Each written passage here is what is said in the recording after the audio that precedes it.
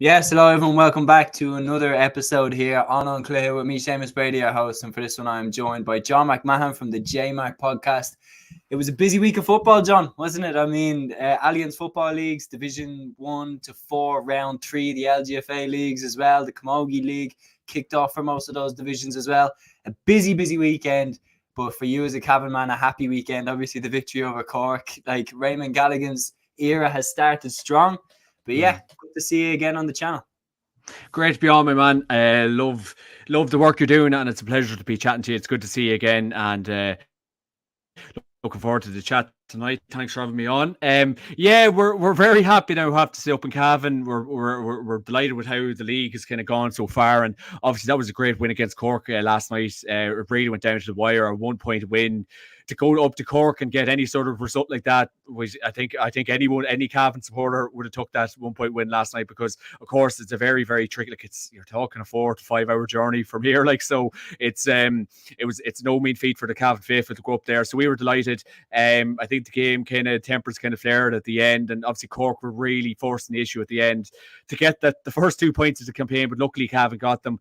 It's a situation now for Cavan. I think we literally need to win one more game and you're safe. And I know a lot of people are probably getting very excited and, let's push for promotion and let's do this. But I really do think Division 2 probably is where, I keep saying this, I said to Tara, I said it in my own podcast numerous times, probably it is where we are at Division 2.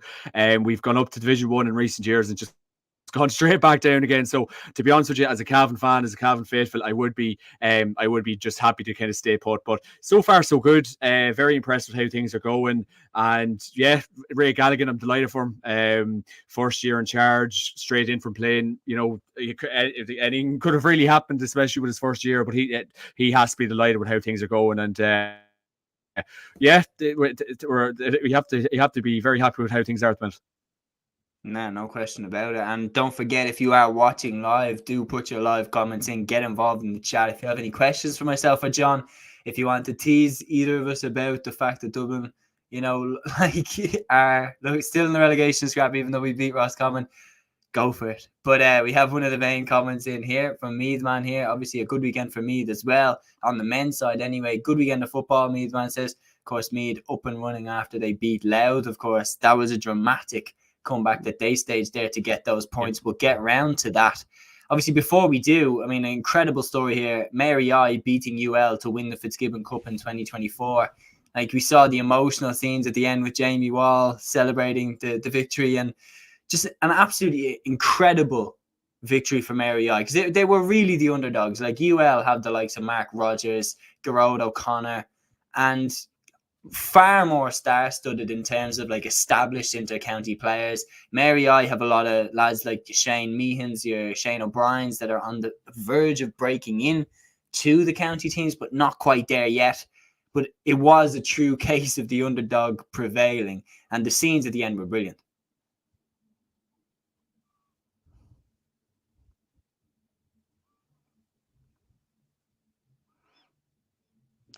That's very jump starty. Can you hear me and see me? I think we were very in and out there. Yeah, no, I was just wondering your opinions on the Fitzgibbon Cup. Mary I beating UL, a true underdog victory.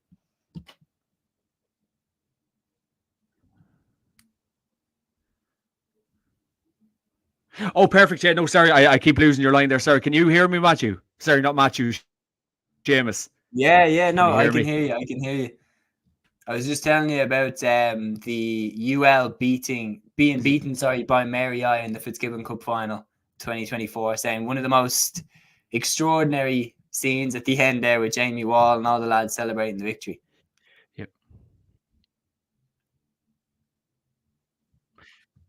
Yeah, definitely. No, sorry, I thought the line connection just dropped there. No, brilliant win. I seen the clip on Twitter of Jamie Wall after the game, and to really do your heart good. I think it was a Podge Collins was just embracing them, and it was a brilliant interview with Jamie after. Obviously, Jamie's had his health scares in recent years, and it really just done the heart good. And see the passion that man has for hurling against all odds, and he's a real, I suppose he's becoming a real legend of the GA at this stage. It was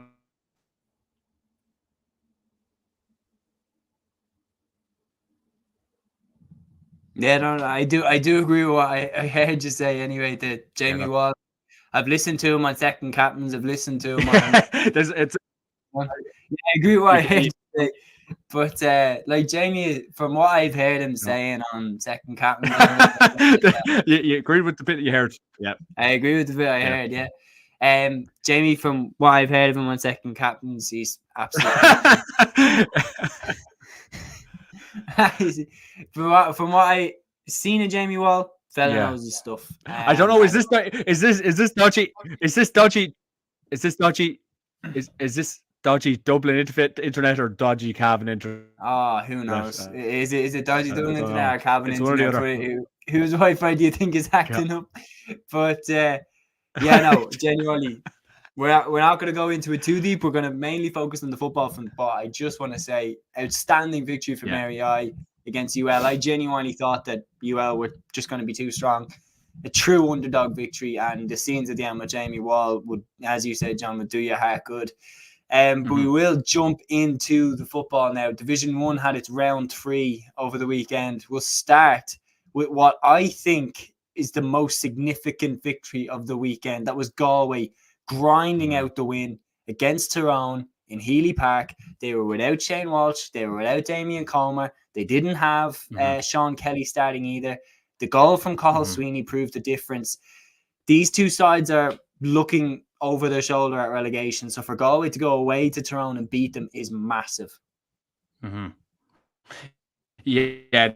No, this is a really good win for Galway, and I suppose obviously Tyrone, unfortunately, minus the services of Fergal Logan at the minute. Obviously, Fergal had a health scare there a couple of weeks ago, and he's probably going to be probably along the sideline potentially for the rest of the year. So I suppose off the field, Tyrone, it's quite hard for them at the minute. But it was a great win for Galway. They'll be delighted. They badly needed the 2 points. Like that game today, a lot of people, like I was talking to a lot of people in pre-match, and they really couldn't call it. It was always going to be a tight encounter, and I think Galway will be delighted to take the 2 points. Tyrone, probably a bit of cause for concern there for Tyrone at the minute, because obviously we have seen like a good few men in the last couple of years step away from the Tyrone cause. Like I think Ronan McNamee, I think he'll be a huge loss to the Tyrone setup this year, and obviously going forward, obviously we see Niall Sludden step away from the panel as well. So look, them two lads have a lot of experience, and when experience leaves the dressing room, it creates gaps and holes, I suppose. So I don't know. I just think the future going forward for Tyrone, I would be quite, if you're a Tyrone supporter, you probably would be quite concerned this year going forward, because it just seems that, I don't know, like Brian Dewar and Fair, like a county management, like it's cut and trust. Did it eat you and swallow you out? Like it's a tough station when you aren't getting results. So Tyrone season going forward, I would be quite concerned. But Galway will be happy, as you say, minus the service of Shane Walsh. Obviously Shane Walsh, the main marksman at the minute. Galway will be delighted with it. It's a good show of character getting that result today. Port Joyce will be absolutely thrilled. But then I suppose when you're looking at it, are these two teams going to be threatening in All Ireland this year? I'm just not really sure. I just think Tyrone looked like, and I see people talk about transition, but Galway, again, they'll be delighted with 2 points. Yeah, no question about it. It's a massive victory for Galway. Like, you think about the fact that they failed to beat Roscommon at home. They, look completely outclassed against Mayo. Like, to get a victory on the board just reinstalls that morale, because they have a massive group of fixtures coming up. They still have to face Dublin. They still have to face Kerry. They still have to face Derry, and they still have to face Monaghan. None of those games are going to be easy, because we all know that Monaghan get so much better towards the end of the league campaign. Monaghan will do their routine of picking up points towards the end of the league. Galway don't want to be one of the victims of that. So winning this game is massive for staying up. And with Roscommon losing to Dublin, like, Galway will feel like, okay, they've got a leg up on Roscommon in terms of staying up in Division 1 maybe instead of them. So it's a massive significant victory for Galway. Like, because without Walsh, without Comer, to go away to Healy Park and to win will do them the world of good confidence-wise. And I mentioned about the Roscommon defeat. Roscommon lost to Dublin 119-112 at Croke Park. This game, Dublin got a lot of good praise from it. A lot of people were, impressed with Dublin's attack. Con O'Callaghan looked sharp. Kieran Kilkenny looked sharp. The goal from Niall Scully coming in off the bench. Dublin's attack was moving a bit more fluid. Roscommon got the goal down the other end, fairly easy, and Dara Craig was causing problems for Dublin throughout. But in the end, Dublin were the better team and finally opened their account for league in 2024. Yeah, I think Dublin will be delighted with that win last night, and it kind of gets their season underway, if you like. They will be very happy, and I suppose from the Roscommon end of things, and my God, I think it was Davy Burke done an interview after the game, and I think was it 65 or 67 training sessions that they've completed this year, and I don't know, like it's mad, like it's mad comments to be making, and I suppose the professionalism and the way the kind of game's gone at the minute. But I think he said these players need to be on the training pitches tomorrow. So I don't know, is that a case of lads potentially missing training sessions? Is that lads maybe not fully committing? It's hard to kind of know, but at 60 odd training sessions and rolling in February, that definitely is kind of worrying sounds coming from Davy Burke, and maybe other counties are like that as well, or maybe some counties are back since the end of October, November, maybe that's where we're at. But God, it just goes to show the way the game is at the minute, the professionalism and everything goes into it. It's mad stuff. But Davey won't be happy with that result last night. And Roscommon obviously played well enough, but Con O'Callaghan, what a fantastic performance he had last night. He was brilliant. I know a few eyebrows were raised when he was named in midfield, but my God, he had a fantastic game yesterday. Brian Fenton was fairly impressive as well. So Dublin, I think it was a win that they probably didn't need. I keep saying to Aaron Prendergast, much like yourself, Séamus, there's no panic stations from the Dublin end of things. I keep saying it. Dublin, don't lose any sleep over the Leinster Championship or the National League. I think they lose the bit of sleep over if they're going to win Sam Maguire this year, and that's really all they care about. Let's not beat around the bush. So I think if Dublin get their 2 more wins, consolidate themselves in Division 1, I think they'll be genuinely happy enough. But yeah, a routine victory yesterday. I know a few people are kind of hinting potentially at a Roscommon victory, but I think Dublin, I think they probably were always going to win that last night. I think Roscommon potentially will go down. Roscommon's quite like Cavan in that kind of sense, kind of not just at that standard of Division 1 football just yet. I think they've been found wanting in a lot of games. They were poor last night again. I know Croke Park's a tough place to go up to, but Davy Burke, my God, he's an intense man. He's an intense character. I would not like to be a Roscommon player this week, because I'd say the running and the chats and the player analysis that's going to be happening this week, it'll not be pretty if you're a Roscommon footballer this week. But my God, Davy Burke, I don't know, did you see that 60 odd training sessions comment last night? Séamus, but that frightened the hell out of me. I don't know about you. Yeah, no, definitely, because you think like, what?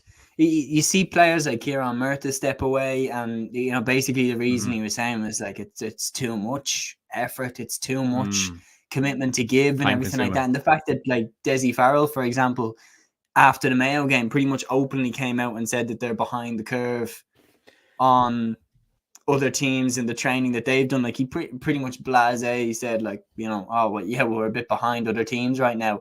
Imagine being in the Roscommon camp and you've done all those training sessions and you lose to a team that I know they're the All-Ireland champions, but haven't done anywhere near 67 training sessions by February. Like it would be disheartening. And statistics like that being thrown out, it's just bizarre. That is a pro contract level. It's bizarre.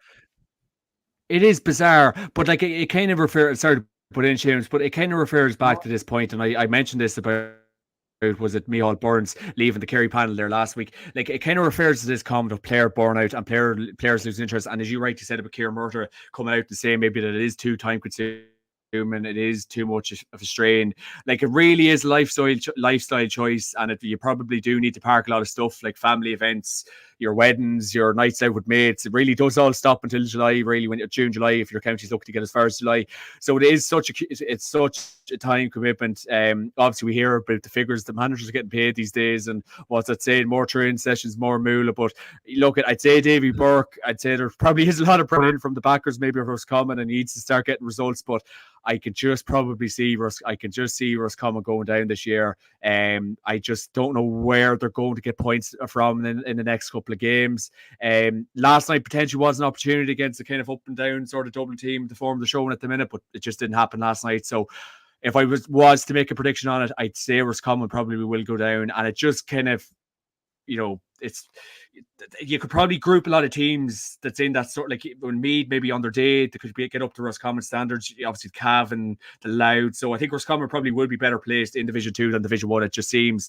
And obviously, they've lost, they're down Mark McHugh, like Mark McHugh. Obviously Mark was there last year. Mark's obviously gone up to Mike Cullen to coach them this year, but sure, obviously Mark losing Mark after last year, and obviously Mark done sterling work with them last year. So yeah, definitely not easy on the Rossies. Definitely not easy on them. See Conor Cox. There is still a lot of quality there, but I just think they will go down, Séamus, and that is being brutally honest. Yeah, no, I agree. I predicted them to finish 7th. I just feel like, especially now, they're not going to beat Derry.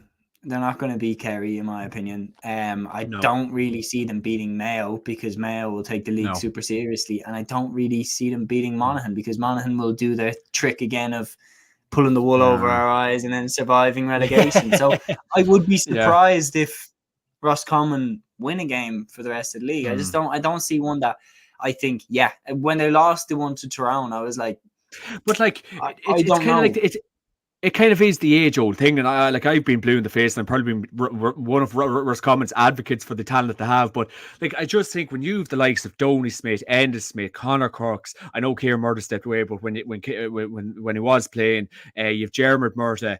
You have so much talent there. So, and don't get me wrong, Davy Burke, he is a fantastic coach, and we see his enthusiasm towards the game and his drive and passion for the game.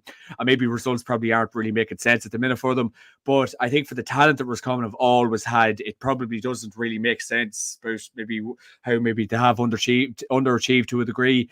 But as you've rightly said there, them last couple of games, maybe Monaghan game might be tight, but they'll not beat Kerry. They'll not beat Mayo. I wouldn't say, as you say, Mayo take this league very seriously, of course, as they do.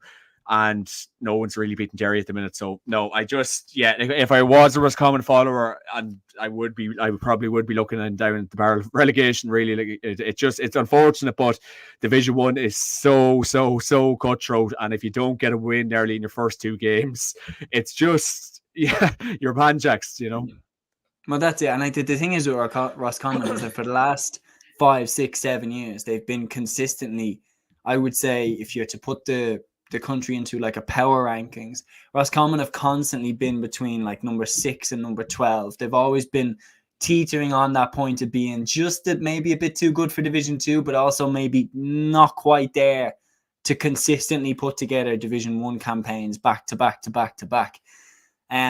Yeah, I agree with you about the talent they have, like Ben O'Carroll, like these guys, Enda Smith. Yeah. And like Enda Smith and Ben O'Carroll are two as good footballers as you have anywhere in the country.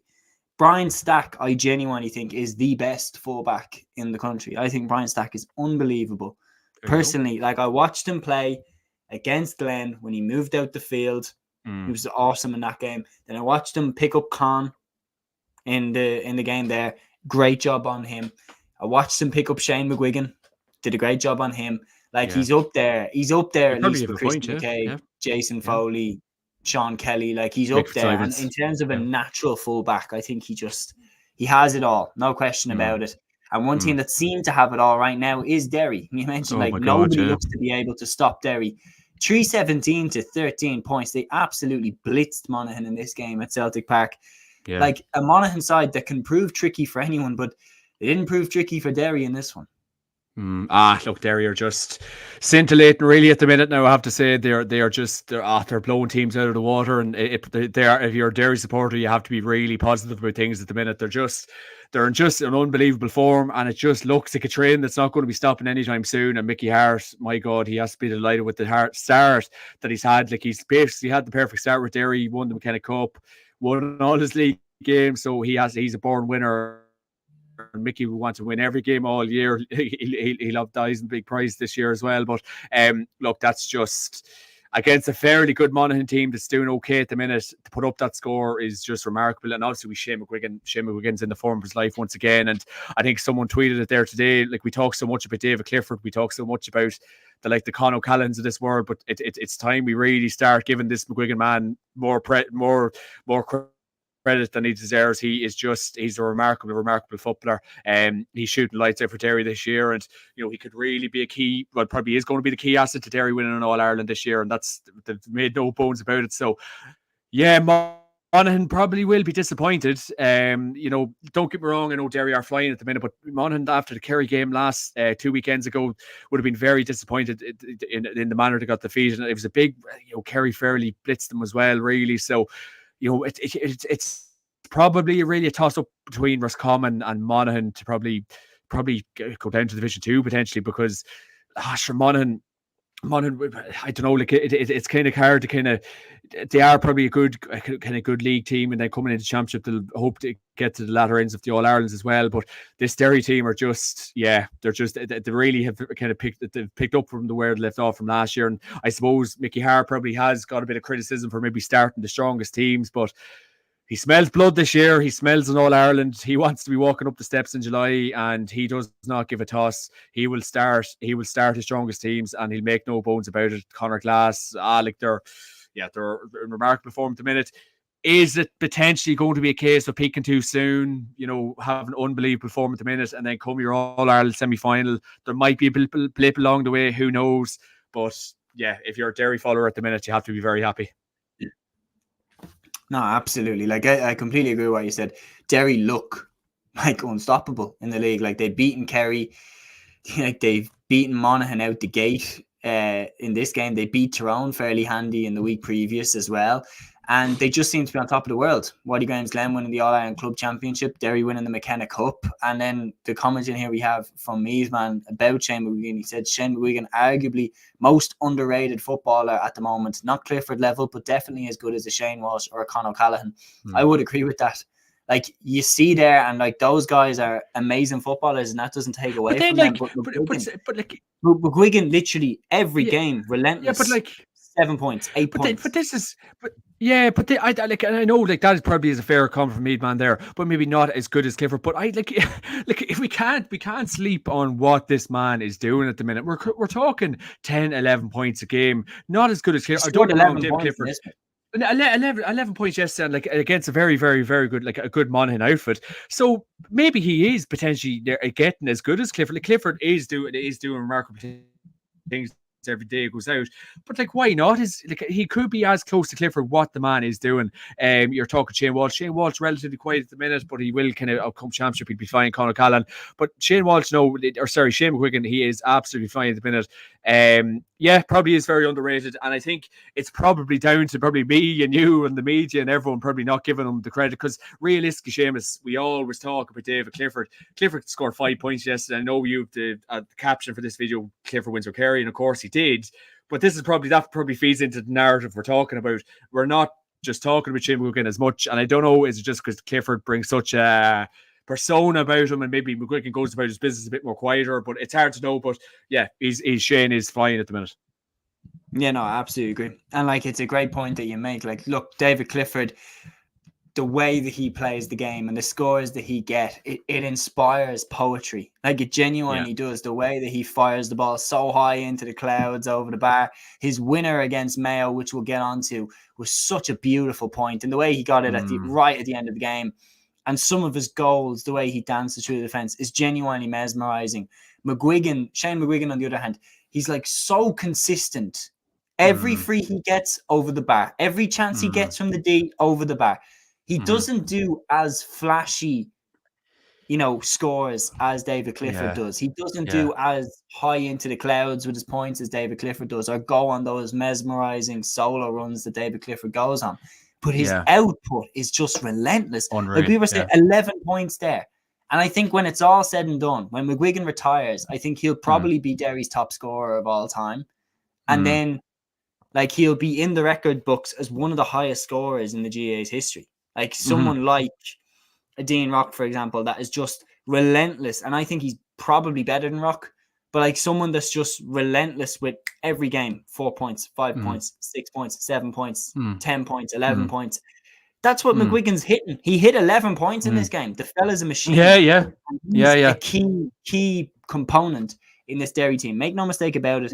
If Derry win the All Ireland this year, McGuigan will have had a massive hand in that, along with Glass, along with Benny Rogers, along with Garrett McKinless, Chrissy McCaig. But McGuigan's their finisher. And I think if you take him out of that Derry team, I think they're not putting up anywhere near the same scores. That's a key, and that's a very good point as well, Séamus. Because it's kind of like anything else in life. If you take an important thing out of something, like something usually bad happens. So I think that's a huge point about Kerry as well. I know Sean O'Shea is moving very well in a full forward, but I think, and you've seen, if you were watching the Kerry game last night, you seen when David Clifford went down. I'm not even a Kerry supporter. I was like, whoa, like, is he injured or what's happening? So it really does go to show, if David Clifford was to get injured, and I think was it him, Fitzmaurice was a commentary last night, he said like 10,000 Kerry fans probably nearly had heart attacks. It does go to show, if David Clifford was to get injured, or if Shane McGuigan was to get injured, or if Shane Walsh was to get injured, I think their three counties would really struggle. Whereas with Dublin, you have your Paul Mannions, you have your Con O'Callaghan's, you have your Paddy Smalls, you have Cormac Costello, so you have still very good forwards that can win you the All-Irelands, and you get you up the steps of Croke Park in July. Whereas them counties, if they were to miss out on them men, or if them men were to get injured, they'd be in big bother. And that's another one of Dublin's million strengths, Séamus. I'm not jealous. But you're absolutely right. Depth is the name of the game. Depth is the key. Yeah. Because if you look, what team I would back to win the All-Ireland, if you look across the board at under 20 successful teams, and if you have, for example, like Galway under 20s versus Dublin under 20s, Galway won that All-Ireland final at under 20 level a couple of years ago. Tom O'Culhan scored 1-6 out of their total. Galway only had 3 scorers or 4 scorers on the day. Dublin had like 8 scorers, 9 scorers. And I'm not saying that, for example, that makes that Dublin team better. It didn't. Galway beat them. But I'm saying for future, that meant that Dublin have plucked out of that team Lee Gannon, Lorcan O'Dell.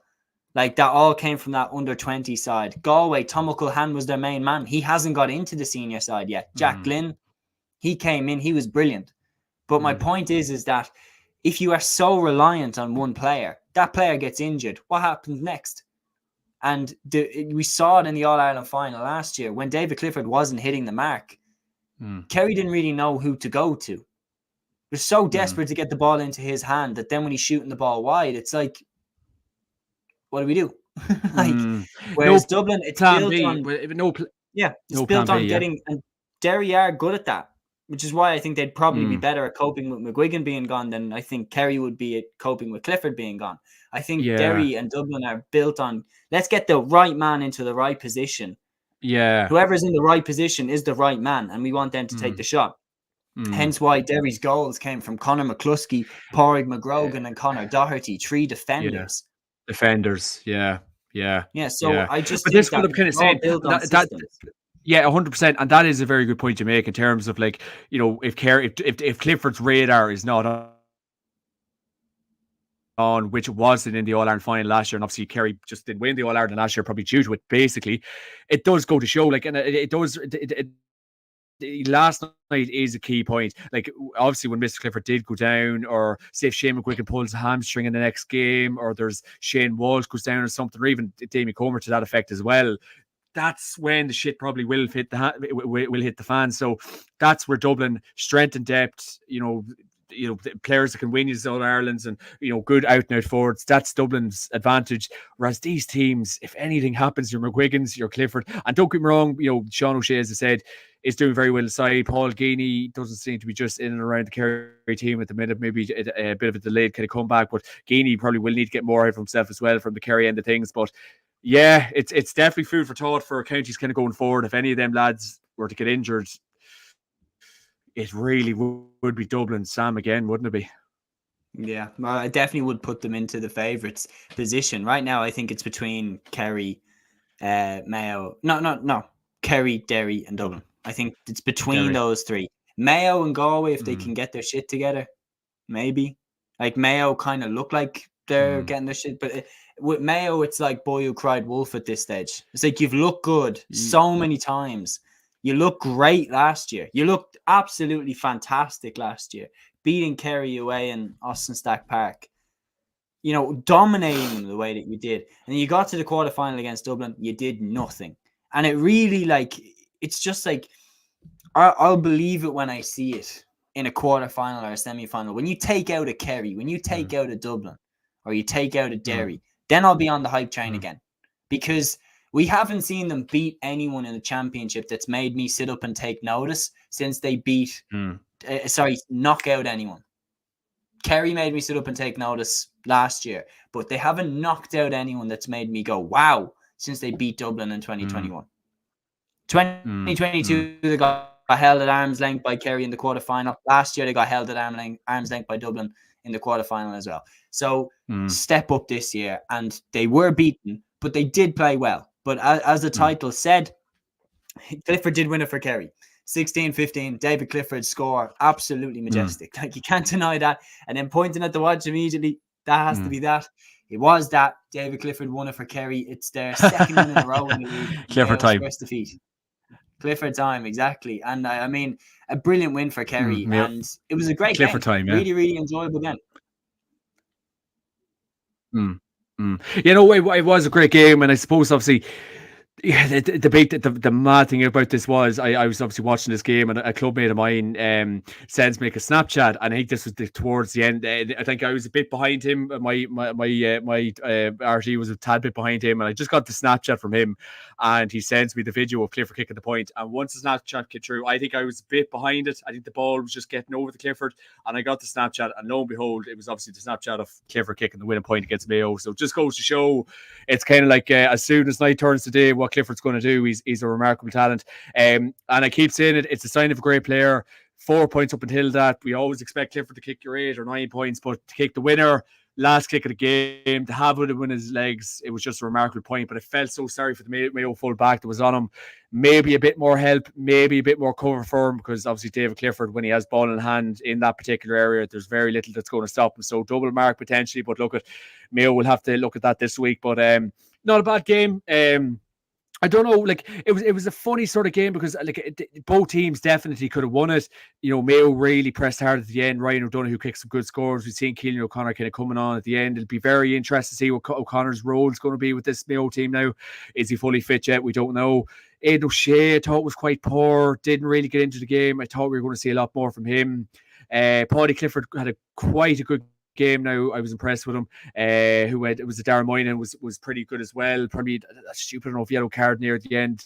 I'm not sure what he was trying to do with that tackle, but again, yeah, it always just probably boils down to David Clifford in these games. It was a great score at the end, but I don't know, Séamus, it was probably maybe the standards maybe I or other supporters or media people might kind of hold to these two teams, but I thought it was like, it was a high scoring game, but I kind of said it to the person I was watching it with, like it was nearly like one of the more, I don't know, maybe it was overthinking about the football, but maybe a bit of a boring 16-15 in the end. Maybe it was a high scoring boring game. If that makes any sense. It was kind of, the points are happening, there was a bit of action, but it was kind of, I don't know, we're maybe both teams, right? We might be seeing you know later in the year, so we're not kind of show our full deck or not kind of full tactics. Bit of shadow boxing, and probably maybe it was like an entertaining decision in a UFC fight or something. Like Like they went for the kill. No, not really. And both teams definitely could have won the game, and obviously David Clifford took the initiative at the end. Of course he does, but yeah, I think both teams probably holding back a bit. But I just think, I don't know what you think, Keelan O'Connor's impact on the Mayo team this year, like. This crack of bringing him on like the last 10 or 15 minutes of games, like is he fully fit at the minute? Is that the plan going forward? He slipped into an awful weird position, hasn't he? He's in an awful weird position. He's like, in 2020, he was their guy. Like he was their main man. He gets injured for 2021, and ever since then, he's been like, let's throw him on for the last 10 minutes. And it's like, is he good enough to play anymore? Like, what's going on? Yeah, like, and I don't know, like, and obviously we don't hear anything from county setups, and it's trying to crack the Da Vinci Code about what's going on in county setups at the best of times. But look, at Kevin McStay, he's a shrewd operator. I think if you're not performing in training, or if you're not kind of pulling your weight, and you probably won't get game time. So it's very hard to know what's really going on for Keelan O'Connor at the minute. Is that his ceiling at the minute? Is it the 10 or 15 minutes at the end of games? I thought, and you thought, everyone probably thinks he probably has a lot more to offer, but no, if that's what Kevin McStay wants to do, that's what Kevin McStay wants to do. But I don't know. I just thinking, look, I'm probably, like, I'll be honest, I probably haven't been, Aidan O'Shea's probably biggest fan over the years. I've just really at times struggled to find what he kind of brings to the Mayo setup at times. And a lot of people probably think, he had so much, but I just think yesterday he looked like he was kind of found wanting. And I think the quicker the game is and the way the game is at the minute and the speed and ferocity and intensity of the game, sometimes I think it kind of passes Aidan O'Shea by a bit, whereas you kind of want to see him having so much more of an influence because he's such a big man. He's obviously been such a leader for the Mayo cause. But Kevin McStay probably will be disappointed with last night because he probably wants to get as much points as possible. But I heard him saying in the off-the-ball interview with Tom Urian after the game that what he literally says, 1 or 2 more wins, we'll be safe. So he just wants to consolidate himself for Division 1. But I don't know. It was, of course, it was a high-scoring game, but it just felt like a bit of a drab affair. Or I don't know. Maybe I'm being too much of a cynic. I'm not sure. No, I had that in the Dublin Roscommon game as well. Like, don't get me wrong. Like, it was like we were getting a lot of scores, but the element of jeopardy is just not there. Like, it's hand pass, get it to a guy in a percentage position, and he's going to shoot. And I'm just overcoaching, so probably predictable. It's so overcoaching. Predictable. Yeah, overcoaching, yeah, and it kind of working scores and not kicking. Like, I suppose, it kind of working the ball over and back. And I suppose it's just like my God, if he hits that ball wide, like, you're going to be subbed off here. And this is probably the game at the minute, Matthew. Or sorry, Séamus. And this is the way it is. Like, it's kind of like coaches are like I could see Davy Burke being a real. Like, if you're falling a bit behind the train, and he's probably on your case, the likes of Jack O'Connor, I suppose, obviously, like, let's not beat around the bush. These managers, there's a lot of pressure, a lot of money coming in. So it's coming down to probably coaches, Séamus, and players not taking chances. And I always say it, and geez, I'll say this till the cows come home. Jeremy Connolly, realistically, and I think he said it in that GA roundtable with Sean Cavan and Lee Keegan at Christmas, he probably was the last person or last player to take a chance. And obviously from Dublin, I think you would have been delighted with that over the years because he always expressed himself. But like, it just seems, it's just like overcoaching and stick to the plan. And my God, if some lad kicks the point from outside of his foot, and I know David Clifford probably is our last Jeremy Connolly-esque player we have in the game at the minute, but it definitely leads to kind of drab affairs and kind of boring games and boring spectacles. But it's just the way the game is at the minute. It's hard to put your finger on it. But that's it. Like, and Connolly said it best in that round table. And it's funny because I genuinely thought of the example that you thought of as well. Connolly said in that round table, he said, because I was coached to attack. I wasn't coached to defend. I was coached to have a go. I was coached to go for it. And that's absolute credit to the St. Vincent's coaches and to the Dublin coaches that he had that told him, express yourself, go for it, have a go. And the best night we ever seen from Diarmuid Connolly was 2011 against Tyrone in the All-Ireland quarter-final. He had 7 points in play against Tyrone. He was unbelievable. And Pat Gilroy was his manager, and that was a Vincent's clubmate of his who definitely got the best out of him. You're right. There's so many examples. Like Colin Parkinson pulled up a tweet, said that Jack Carney, for example, caught a kick out against Dublin. 9 Dublin players were taken out of the play. He turns around and kicks it backwards. Like, it's safety. Don't make a mistake. The reason that David Clifford, we're saying everyone whacks safety. Yeah. The thing that I didn't say when I said why I think everybody waxes miracles about Clifford, which, to be honest, has just struck me now. He goes for it. Why has Shane Walsh become a superstar as well? Because they get the ball, they attack, they go for it. Yeah, sure. A lot of our forwards just direct, go backwards, wait until they're in the position. It's just direct football. It's yeah. And that goes back to what Pat Spillane said. Like, what type of game do you want? Yeah. Like, do we want a percentage-based game? Not really. For me, like, sure, it's all right to watch, but it doesn't give me the same thrills. It's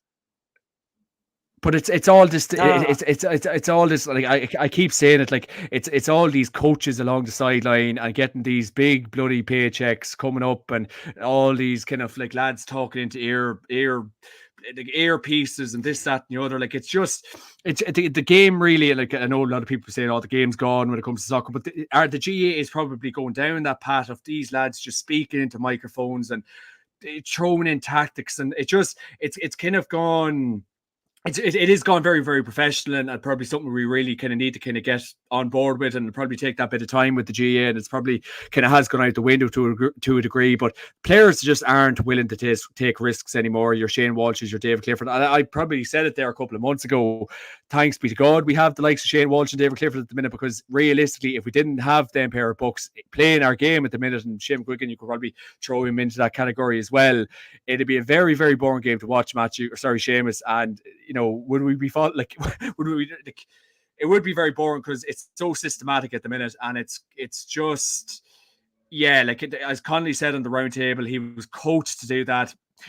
Play football, kick the ball forward, get it into your full forwards, get it to your half forwards, get your goalie striking the ball and getting it up the field. And another big problem I have with the GA, and you probably want to roll on with the games, sorry, Séamus, and another problem I have with the game at the minute is the goalies coming out. We've seen it, and I know obviously it's a new thing to be doing, and every county team seems to be doing it, but loads of goalies are going to be caught out by doing that at the minute, and it's been seen. I think it was a Shane Ryan, the Fermanagh goalkeeper, was caught out against Donegal yesterday. He was chipped over. Said goalies probably need to rein it in as well, because they're coming out too far, and then teams are being caught in the counter attack, and then the goalie looks like a gobshite, really. So that's something that county managers probably will need to get sorted, because I just think it's costing them big time. And it just seems to be, look at Monaghan's doing it, Donegal's doing it, Dublin's doing it, sure, why aren't we doing it? Bring the keeper out. But I think that's going to have a bit of a damaging effect. And if it happens in, say, an All-Ireland final, when a keeper's running back, a goal goes in, then what happens, Mr. Brady? Mm-hmm. Yeah, no, that is true. And one of the greatest points that was made was Conan Doherty. Conan Doherty's a journalist in the GA, or media personality. He is fantastic. I genuinely watch all his stuff. He's from Derry. He's brilliant. He pointed out on one of his reels that was on Twitter that I watched, he said, bringing the goalkeeper out means that there's always a man extra. So that's why we end up with this hand pass, because there's always a free man to the right or to the left. So if you push out, he can just give it to the right. So that's why teams sit in. And it just means that but they're coming out though.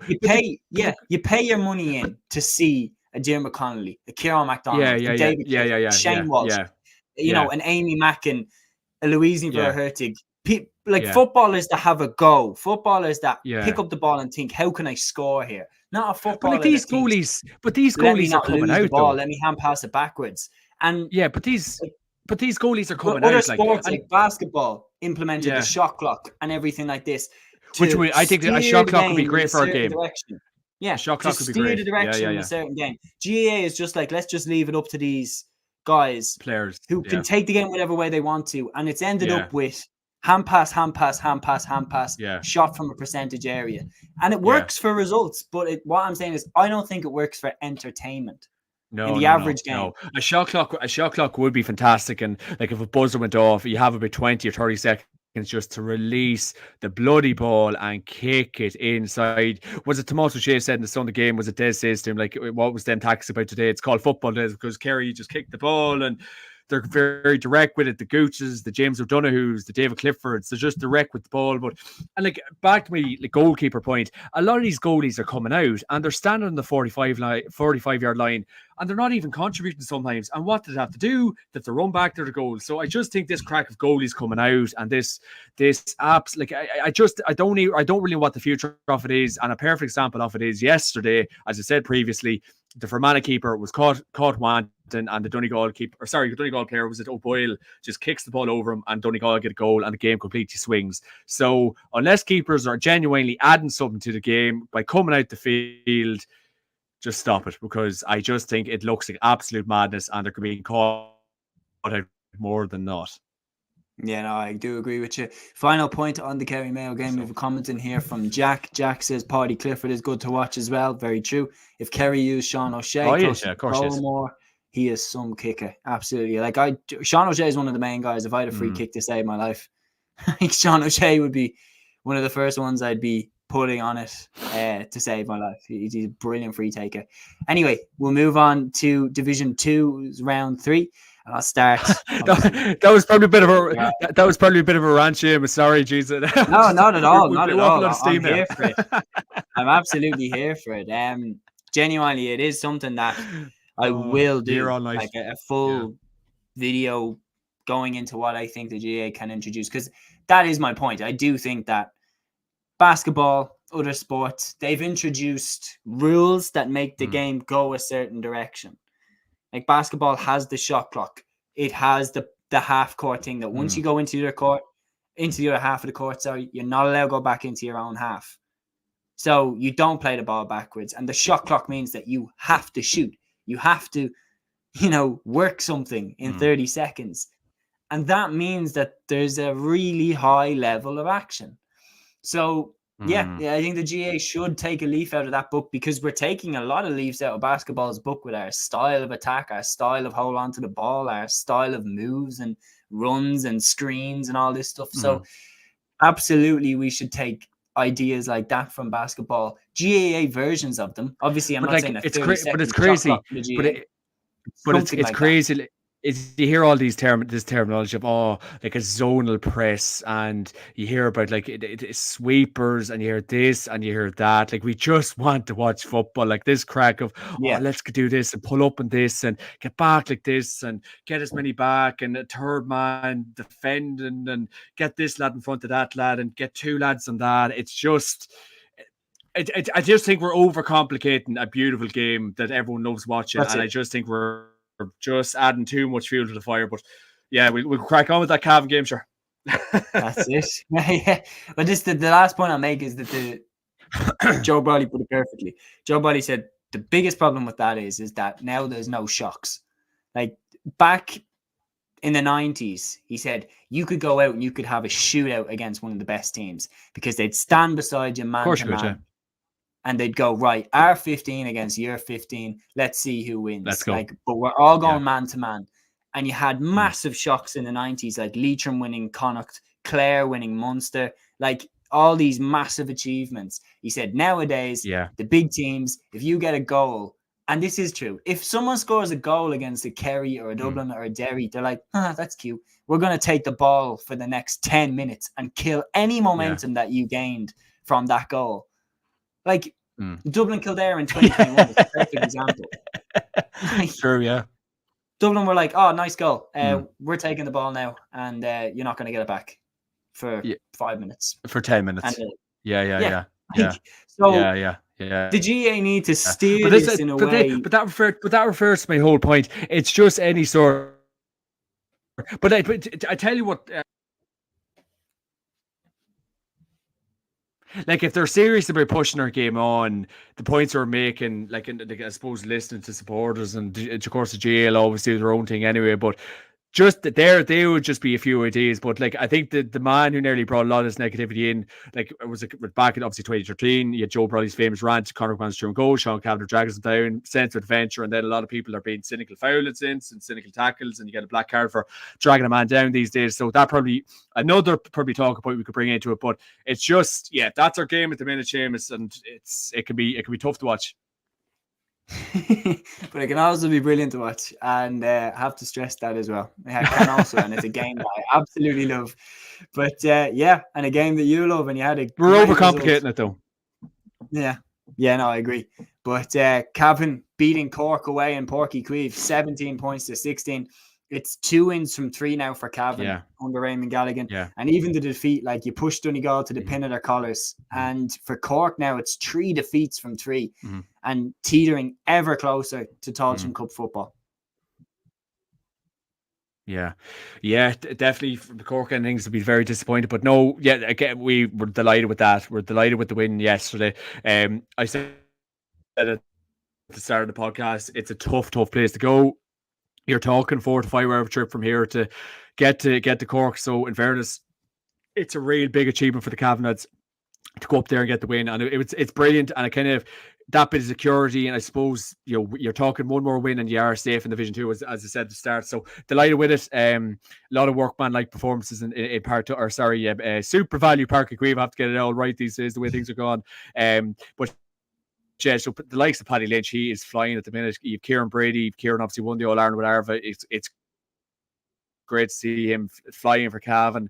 Your Darren Caviedes, like Pork Falk was sent off near the end, but Pork always puts in big shifts for Cavan. So yeah, they'll be delighted with the progress. As I said, Ray McGalligan, he'll be thrilled with how things are moving at the minute. He'll know the Cavan lads inside and out. It's probably a job and the thing he always wanted to do. So it's gone very well for him. Obviously the McKenna Cup, like, that's said and done now, and he probably wasn't overly happy with it. But it's probably all about staying up in the league, and he's got the start he wanted. Very tough place to go. That game really could have went any way because Cork obviously badly needed points. Probably could have nearly and should have got them nearly at the end. Could have even got a 1 point yesterday, obviously, but Cavan were very fortunate to get the win in the end. But Cork, what you say, but Cork, very much like Kildare at the minute, probably in disarray. Cork, it's as Daniel Goulding a lot of the time, and Matthew Hurley be saying on my podcast, it just beggars belief what can be going on down there. It just, for the pick and population and size, but you can be blue in the face talking about them at this stage. But they need to find wins. They don't have much time to do it. You need the golden 6 points to stay put, and it's, they've a big couple of weeks coming ahead of themselves. And they probably would have loved to win yesterday, but unfortunately, from their end of things, they just come up against probably a well-organised, hungry Cavan team that really want to consolidate their place in Division 2. But yeah, we're delighted with the win, Matt, Séamus. It was great to get it, and 2 points coming away from Cork. We were thrilled, and obviously great support. Went down there as well yesterday, and yeah, happy days. No doubt about it. And we've one more comment in here from Jack. This is about our debate a couple of minutes ago. He says, contradictory point. A lot of lesser quality teams also are not willing to do it because all attack can also lead to a big hammering too.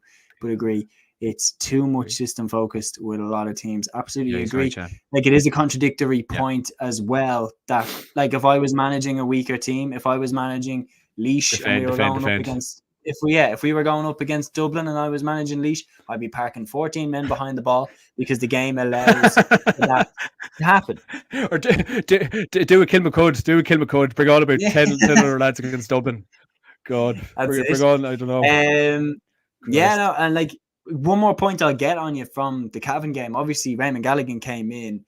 Eamon Murray's there in the backroom team, like Stephen O'Neill, like a lot of these really, really big influential figures. Raymond Galligan's first year as boss, it's been a good start. Yeah, no, it's been a brilliant start for him. And look, I'm delighted for him, really. Like, Ray's put his heart and soul into Cavan football over the years. Like, he kind of knows nothing different. Like, as I keep saying, he'll know them lads inside and out. And he was obviously the captain of the Cavan team for a number of years as well. So, no, I'm delighted for him. I'm thrilled for him. It's great. And I know, obviously, the sacrifice and dedication that goes into managing Cavan and managing any county team these days. So he'll be thrilled, as you aforementioned, the likes of Eamon Murray. He adds so much quality to that backroom team. Stephen O'Neill, probably one of the best forwards in Ulster, probably, if not one of the best forwards we've seen in recent years. He'll be huge help to the forwards in the Cavan setup there. And then you've obviously James Burke was at the Mayo lads, Mayo senior footballers over at the minute. No doubt he's keeping the Cavan lads' heads down and working hard in the training field and working the system, working the plans. But yeah, delighted for him. It's brilliant. Yeah, no doubt about that at all. Like, I mean, it's been a perfect start for him as Cavan boss. Now, one team that have not had a great start at all to 2024, and I think personally, this current group are right up there as one of the most frustrating teams I have ever watched, is the current Kildare team. They got thumped by Armagh in Netwatch Cullen Park. 2-16 to 8 points. And like, as you said, there's a way to lose. Like, you look at how Loud lost to Armagh. They went down fighting. It could have been more. It could have been more. Very last Armagh could have scored more. What is going on here? Yeah, Kildare's really dire straits at the minute, and I think it was John Fogarty from the Irish Examiner. He was basically saying that I think Glenn Ryan fell out with a journalist after the game, or an interview after the game, got a bit heated. So we'll no doubt be hearing about that in the next couple of days. It's just really disastrous stuff for Kildare at the minute. We bet them in the first game and up in Carlow, and probably comfortably enough, and we were happy with our night's work, but Yeah, it's just really dire straits for them at the minute. If you're a Kildare supporter, you really probably have to be pulling your hair out at this stage. I think I seen a tweet. There was Kildare supporters in 45 minutes before throw-in, and look, there is a groan. There is definitely an interest, to be following the Kildare footballers, and the fans are just not getting any bang for the buck at the minute. Really hard to know what's going on. Obviously, Glenn Ryan's over there at the minute. You have Johnny Doyle in the backer team, and when you have Johnny Doyle, you think things might be moving a bit better than they are, but obviously not. I think it's at Anthony Rainbow. I think he's still involved. I know you had Paul Galvin. I think was there last year, but he left. It's definitely not for the. It's definitely not. It's definitely not for the want of having big names in, and obviously I know big players and don't always make good coaches, but really hard to know what's going on. It is just a breakdown of communication on the training field. Our lads just not really interested. Is Daniel Flynn really? Is he? His whereabouts these days? Is he just completely opted out of things? It's very hard to know. So, yeah, it's definitely disappointing. Armagh will be thrilled with that win, and I said it on the podcast during the week. I said it to the boys that it was probably one of the more obvious results of the weekend to say Armagh were going to win. It was look at Armagh really just kind of stretched their legs and really kick scores to beat the man there today. And it could have been a lot more. It could have been 10 or 20 more points, and that's probably really worrying from the Kildare end of things. Kieran McGeaney, he'll be delighted. I think Armagh could really be looking at promotion at this stage, really. A couple more wins and it'll be home and hose. I think that was probably their aim to get out of Division 2 and go straight back up. So Kieran McGeaney will be delighted. He's blooding a lot of lads. Rian O'Neill's still not back, so that's definitely positive from the Armagh end of things. So they'll be delighted. But yeah, Kildare, it's a sorry situation at the minute. And yeah, like even I know Ewan McKenna, like he's a controversial journalist and he followed Kildare footballers all his life, and he's normally generally quiet about the Kildare kind of situation. Obviously, maybe when they're doing okay, but when he's starting to really dig his heels in, the Kildare people are probably getting very frustrated at the minute. But yeah, Glenn Ryan, if you're hearing fallouts with reporters after the game today, it just doesn't make for great reading. And yeah, it's a messy situation. You're absolutely right. And like, first things first, massive credit to Armagh. They went away, got a 14-point victory. Conor Turbot scored a goal in 5. Rory Grugan got the other goal in the first half. But Kildare, like, there's a massive disconnect somewhere. It's like, yeah, you're right. Like, Armagh, we're always going to win this game. I think we all kind of figured. But for me, it was how quickly it was over. Armagh led 1-3 to no score after 10 minutes, and they led 2-4 to 3 points by the 18th minute. They led 2-8 to 4 points at halftime. No fight. No, dying for that shirt. And this is what I'm talking about, the disconnect. The players are there. Daniel Flynn and Kevin Feely and Kevin Flynn, like, individually have put in performances that I'm like, they are up there with the most talented footballers in the country. Same with Jimmy Hyland, Mick O'Grady in their respective positions. Then you have the likes of James McGrath, Jack Robinson, Jack Sargent, all coming through from the under-20 teams. They won the All-Ireland at under-20 level in 2018. They got to the final in 2022, and they won it in 2023. So the players are coming through. And then you have Glenn Ryan, John Doyle, Dermot Earley, Anthony Rainbow in the backroom team of this Kildare. Yeah. The biggest legends that have played for Kildare in the 21st century. Yeah, but then, you could argue that they have ever had. If you're not going to get up for them, who are you going to get up for? Who are you going to get up for? About. Yeah. That's what I'm talking about. Where's the disconnect? Where's it not working? Yeah.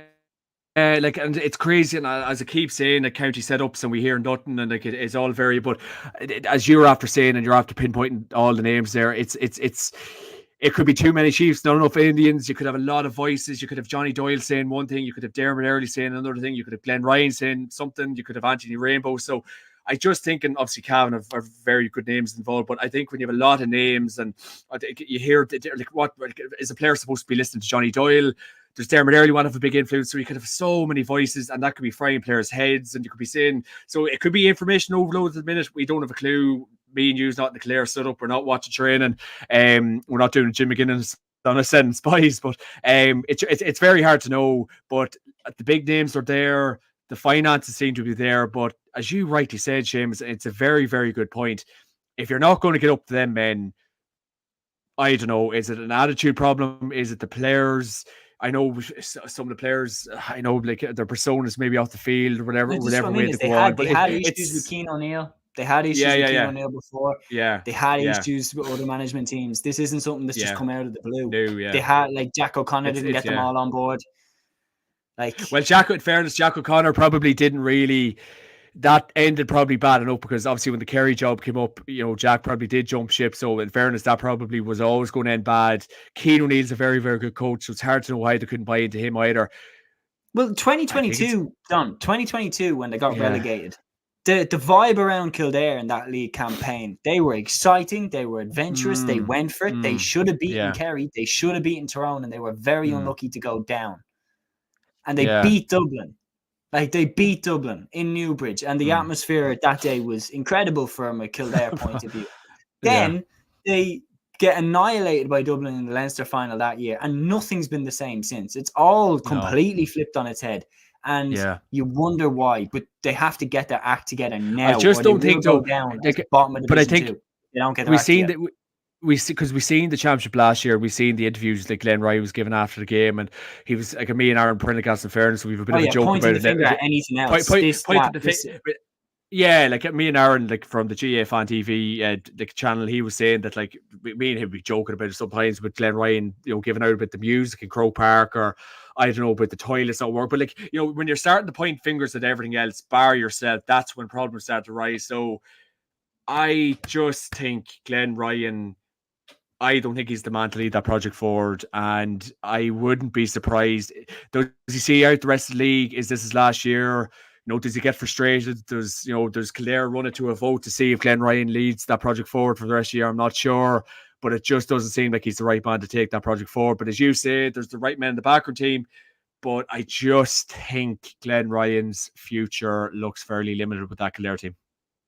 Yeah, no, I would agree, and it's unfortunate because he genuinely was one of my favourite footballers to watch growing up. As a centre half back, he was outstanding. He was a leader, and he would have been one of the men you would have picked for that role. And hopefully, I hope he can turn it around. Now, one team that have turned it around with a single appointment was Jim McGuinness coming into Donegal. They beat Fermanagh 2-16 to 8 points in Letterkenny. You were mentioning the goal from Darragh O'Boyle that completely flipped it on its head. At halftime, it was 6-5 to Donegal. Fermanagh were hanging in there. Donegal blew them away in the second half, scoring 2-10. Darragh O'Boyle hitting 2-3 of that from the half-back line, albeit one of the goals was, Ross Bogue was way off his line. But for Donegal, it's 3 from 3. Yeah. I know Donegal will be delighted, and I was watching this game, and Fermanagh started very, very well, but it's just unfortunate. Donegal probably are moving very well at the minute, and I thought, geez, like Fermanagh could be in with a real shot here, but I just think it's just that bit of lack of quality for Fermanagh. But in fairness, Fermanagh were very, very well organised in the first half. They done very well. Obviously, Fermanagh are always going to be a very well organised team anytime you go against them. But it kind of refers back to my point: the Fermanagh keeper taking the chance, going out the field, and then the Donegal gets the goal, chips it over. And I think it was the Thomas Diblock of the BBC was saying it was like David Beckham-esque nearly, but different sort of reference, Mr. Beckham, to add into the GA. I don't know, Shamey Coleman or some of these boys might get a bit of a reference, or Wes Hoolan or some of the boys. They're used to don the Irish jersey, but of course Coleman still does. But Donegal, they'd be delighted with that. I think their targets are to get up to Division 1 again. Jim McGuinness, of course, has the boys moving very well. Obviously, we had them a few weeks ago, and obviously beat us by a point. Cavan put in a very good performance that evening. But yeah, I think Donegal and Armagh probably will get out of Division 2. The signs are looking towards that. Paddy McBurty really looks like he's the bit between his teeth again this year. Obviously, Oisin Gallen moving very, very well up front, and Ryan McHugh. So look, Donegal doing very well at the minute. It'll be very interesting to see what they're like coming the Ulster Championship, and how Jim McGuinness, what his approach will be like towards that. But yeah, McGuinness will be delighted. Yeah, and I think they will be getting promoted, Mr. Brady. I do agree with you. And interestingly, the two of them are facing each other next. So I think that will be a hell of a game. We have a comment in here from Gavin O'Reilly. He says, great win for Cavan. Get something from Armagh. Promotion is not off the cards, but 3rd to 4th in Division 2 would be solid. Absolutely. Yes. First year under Gallagher. Can't argue with that. Now, Meath got their first win, as we said, of the league campaign in 2024. They beat Louth 111 to 1-9 in Port Talton. This is the final game in Division 2. And then I believe you're on a time schedule, so I'll finish it out from there. But Meath and Louth, Meath hit 1-6 without reply in the second half to claim a dramatic win. In the 40th minute, Louth led by 4 points. Meath fought back and won it. So, I mean, they showed some fight. Yeah, no, great win for Meath, and I think it was Joe Sheridan was saying earlier on. He's a punter for me this year. He was delighted with the Meath win. Meath badly needed a result against a pretty good Louth team, in fairness. And as someone was saying to me earlier on, Mickey Hart has probably left them in good condition. Obviously, Ger Brennan's gone in there, but Meath be delighted they needed it badly. It was a great result for them, and they'd be delighted. I know obviously they would need to get Jordan Mars back and a few knocks, and I think it was Mr. Costello came up with the goal today, so they'll be delighted with it. Badly needed it, and very much like Cavan, like Meath's a very strong footballing county. They always were. They were always had great following, great back, and so they'll be delighted. Again, very much like us, they probably will want to consolidate their place in Division 2. Next couple of games, Séamus, will be very, very interesting. In fairness, this weekend was probably going to paint a bit of a better picture for us to see who'll stay up and stay down, and positioning wise. But yeah, they'll be delighted with that. Louth probably will be quite disappointed. Of course, it was probably going to be that bit of a drop off since Mickey Hart left, and Ger Brennan will put all his effort into leading the Louth footballers as far as he can. But yeah, probably game Louth probably could have won, but yeah, I just think Meath's need was a lot greater because they had a very poor start and could just be the kick that Meath need. Absolutely, and they left themselves in the bottom of a rut that they definitely built for themselves. There's no question about it. Their performance against Fermanagh wasn't great, although Fermanagh came to play. And then in round 2, they weren't great against Armagh. But Armagh, put Kildare to the sword in a similar way. Yeah. So Armagh have definitely rebounded from a bit of a stale opener performance against Louth. But then seeing how Louth got on, Louth came to play this year as well. So Division 2 definitely is no cakewalk. It always is the most interesting division, in my opinion, because you don't have literally any real safe spots. You're either going for promotion or you're trying to avoid relegation, and the relegation consequences are dire in Division 2. No question about it. Straight into the Tailteann Cup. So Yeah, no, absolutely. Like, and see, this is what I'm saying. There's always, and the way the kind of the format's gone, and even the way the kind of Division 1 is gone. As I said a couple of minutes ago, but like, suppose a dog eat dog nature in Division 1, you kind of need to get off to a kind of good start. So the league is very, very important, and I know Cavan probably had a bit of a reputation years ago for maybe not taking it overly serious, but it is so important. It gives lads game time. Maybe they might not see game time come championship, but it kind of bloods new lads. It kind of gets that bit of confidence, and I suppose obviously the league probably is the best format we have because you're playing teams that's up the same level. And oh my God, like we probably will need to do another podcast about the stuff you need to change the game, Séamus. But the provincials are dead, and it's clear to be seen. Ulster is the only show in town at the minute. And when it comes to your Leinster Championships and Connachts and your Munsters, it's very, very, very much predictable in the last couple of years. So the league is where it's at, Séamus, and we really, I suppose, we need to kind of give it as much emphasis and time as possible. Yeah, no, I do agree. And John, been an absolute pleasure having you on again. Thank you. Enjoy the evening. No worries at all, sir. Thanks very much for having me. All right, no bother. Guys, massive shout out to the JMAC Podcast, John McMahon. Do follow him if you don't already. Absolutely outstanding podcast. All right, so I will carry on. I'll go with Division 3, Round 3. This is up here. And starting off, first of all, John, this one here, there we go. So Division 3, Round 3, guys, I'm going to carry on. I'm going to recap Division 3's action, Division 4's action. Then I'm going to go through the LGFA's 4 divisions as well across the weekend and round up, of course, the Camogie Division 1A fixtures as well. So let's start off with Division 3's Round 3. First of all, we have, of course, Antrim against Down, which took place in Corrigan Park. Down are on a one-way ticket out of Division 3. They will not be here at the end of 2024. They have been on fire. Oran Murdoch, Caleb Doherty, Liam Kerr, these guys have been on fire. And Down carried that on with this 9-point victory over Antrim in Corrigan Park.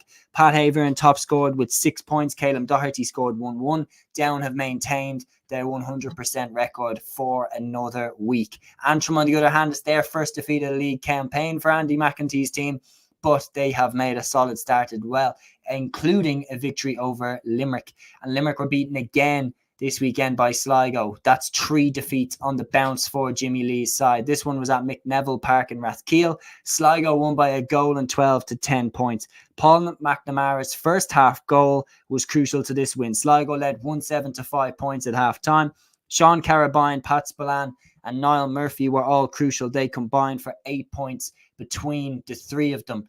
Moving on then to another crucial victory. Clare beat Offaly by 2 goals and 10 points to Offaly's 1 goal and 12 in O'Connor Park in Tullamore. Peter Cunningham's penalty in the 75th minute, he fired it over the bar, and that gave Clare a second win in 3 games in the Division 3 campaign. Clare hit a remarkable comeback. They were trailing 1-10 to 4 points with 20 minutes left on the clock. Diarmaid O'Donnell and Kieran Downs from a penalty scored their goals, and Cunningham's late penalty miss gave Clare their victory. So a massive, massive victory there for Mark Fitzgerald's side. Clare showing incredible fight. A lot of people wrote them off with the 11 players being missing. They really have dug their heels in and shown that they are here to stay. Westmeath maintained their 100% record as well. They beat Wicklow 113 to 10 points in Aughrim. This was a brilliant victory for Westmeath. Kieran Martin's 14th minute goal was key for Westmeath. Senan Baker finished with 6 points. Danny McCartan with 3. Kevin Quinn on the other side led the charge for Wicklow with 8 points by himself. In Division 4's round 3, Leitrim will start with them. They maintained their 100% record in Division 4. They beat Wexford 3-7 to 2-9 in Park Sean McDermott. Ryan O'Rourke hit a hat-trick for Leitrim, while Niall Hughes and Ben Brosnan got the goals for Wexford. But this is the side that Leitrim lost to last year, and it completely derailed their promotion push.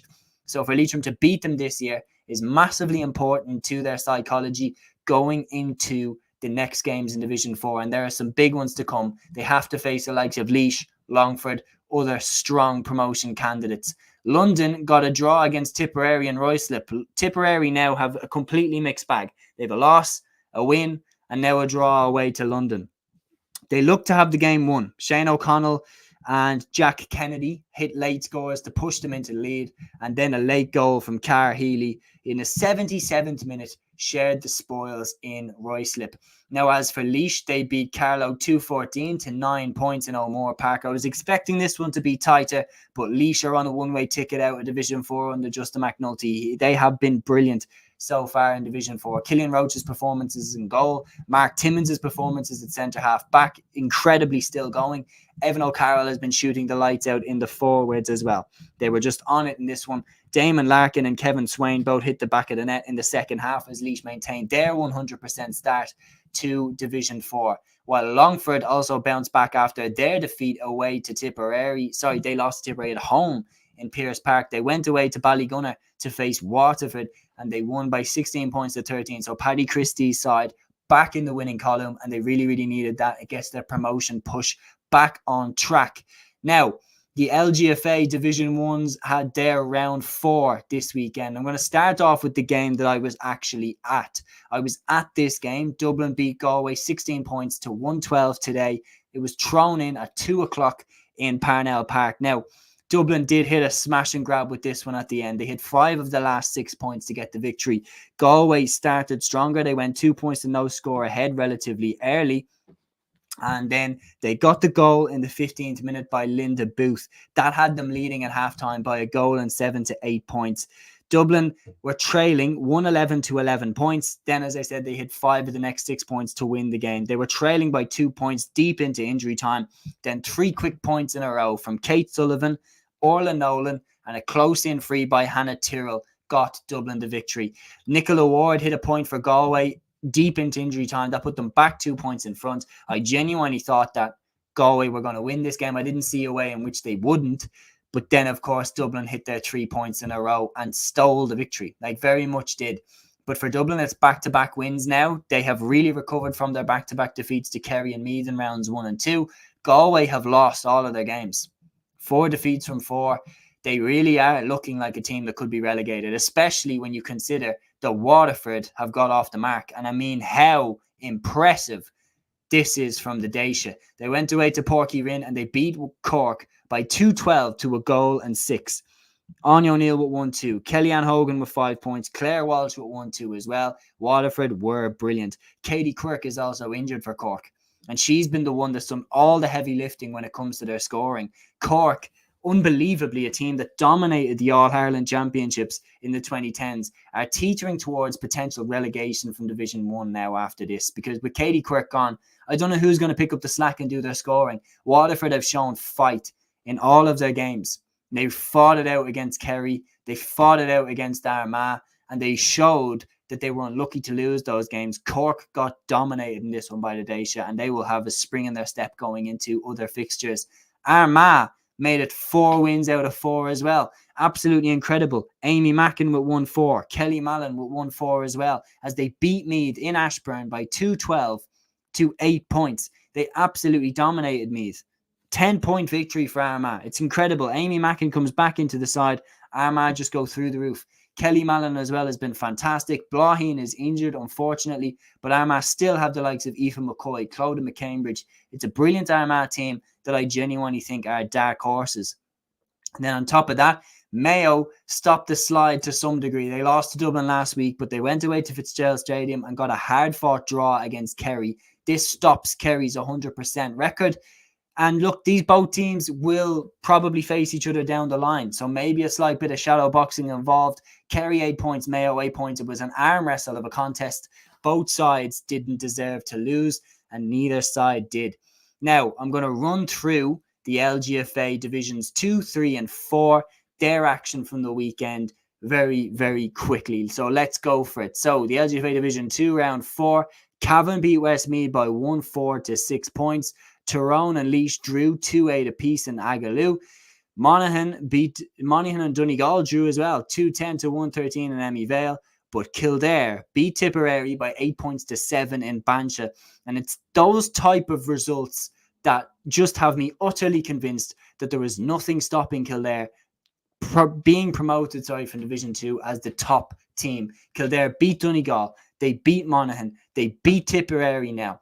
They've proven themselves time and time again that they are absolutely ready to go up to Division 1. They won the All-Ireland Intermediate Championship. They have players like Roisin Byrne, like Ellen Dowling. Diane O'Mara is a fantastic coach as well. Kildare are ready to go to that next level. And as I said, they're on a one-way ticket out of Division 2. No question about it. Then moving into Division 3's Round 4, Down beat Antrim by 3-12 to 1-11. Wexford and Louth drew 10 points to a goal and 7. Clare nipped Offaly and beat them by 2-10 to a goal and 12. And Roscommon dominated Sligo in the West Derby, if you like. Roscommon 17 points, Sligo 8 points. Clare, as I said, looked the dominant team, to be honest. In Division 3, they look like definitely the team that are going to go out. All-Ireland Intermediate finalists last year. They were a hair's breadth away from beating Kildare. They probably will get out of Division 3 this year. Which brings us on to LGFA's Division 4.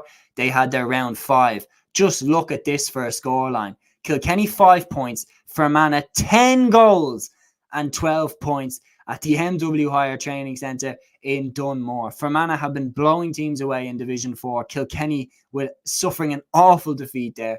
Fermanagh have the likes of Blaheen Bogue, Emer Smith, Brenda Bannon, but I mean, this was an awful, awful day for Kilkenny football. Fermanagh dominating. Derry then were on the wrong end of a bad defeat as well. Longford 2-17, Derry 3-5. Wicklow lost to Carlow by 11 points to 3-9. And Leitrim beat Limerick by 2 goals and 11 points to Ballinamore. Leitrim also continued their record, their absolutely insane record of goal scoring. They also hit 8 goals in one of their games as well against Derry. So for me, it is Leitrim and Fermanagh who will get out of Division 4. No question about it. And the leagues have been really, really, really interesting. Like the goal record that Leitrim put up, scoring 8 goals against Derry, was absolutely phenomenal. And yeah, I genuinely think that Leitrim and Fermanagh, they are the two teams that are going to go up from Division 4. Now, we'll move on to Camogui's Division 1A. Personally, I'm not a fan of teams like Cork, Galway, Kilkenny, Clare, Tipperary having B teams, because I think if you introduce that across the board, we will just have super counties winning the All-Ireland Senior, Intermediate and Junior all in the same year. Like, just look to a couple of years ago when Galway had a team in both finals. That's not something that personally I would want to see. So I'm just going to cover the Camogies Division 1A Round 1 because they are the ones that are going to be relevant really to the championship, not the B teams of these sides. I know that there's teams like me, and I will run through those results as well from Division 2A. But yeah, so let's start with Kilkenny and Cork at Nolan Park. This one was always going to be a classic, and it's the current All-Ireland champions Cork who came out on the right side of the result against Kilkenny, beating them by 117 to 116. 8 points from Katrina Mackey was the difference. And yeah, absolutely fantastic result there. Germanley, first game in as new Cork boss, replacing the outgoing Matthew Toomey. Like, absolutely, that's the start that he would have wanted. No doubt about it. Also, Galway beat Clare in Cusack Park in Ennis by 17 points to 5. It's a great start there for Galway as well. Clare had players like Lorna McNamara who were all playing the Ashburn Cup victory, of course, for UL on that. But back in, and it's a bad start for the Banner County, losing to Galway. Kerry Dolan hit 5 points in this game, including 2 from play. They were 10-4 ahead at halftime, and they never looked back from there. In Keena, the All-Ireland finalists, Waterford got their league campaign off to a successful start, beating Tipperary by a goal and 10 to 10 points.